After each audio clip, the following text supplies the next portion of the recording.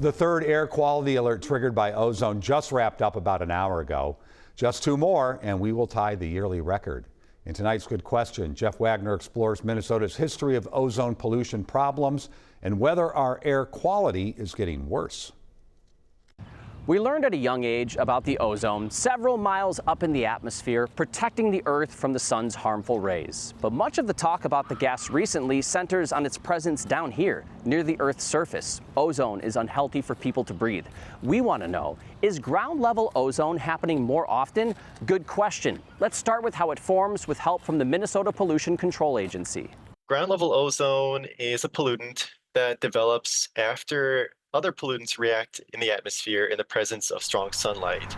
Those pollutants come mainly from car exhaust and industrial emissions. The weather provides the other necessary ingredients, especially in May and June. You have the hot temperatures, the relatively low dew point temperatures and humidity, and then the strong sunlight. In recent years, another variable has drifted into the mix in Minnesota: wildfire smoke. You can't have too much wildfire smoke that it blocks out the sunlight, because then that will lead to less ozone. But if you have just the right amount, you can actually lead to more ozone production.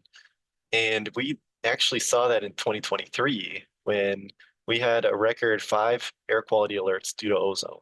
Setting a record certainly puts it on our radar a bit more, but the frequency of ground-level ozone has dropped when compared with the turn of the century. So when you look at the data from our monitors that are across the state, it actually shows that most of the problems were in the 2000s, especially the early 2000s.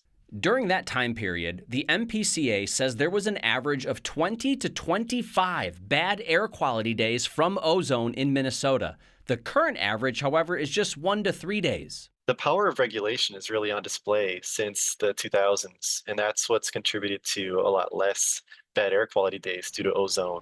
For example, in 2010, the federal government set new standards for diesel trucks that significantly reduced their nitrogen oxide emissions, a key ingredient for ozone. All that regulation, however, can't stop Mother Nature.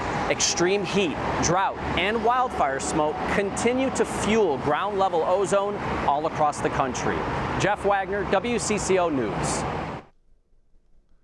Earlier this year, the MPCA estimated there would be 4 to 6 ozone action days this year. If you have a good question for Jeff, just email him. It's easy. Go to WCCO.com.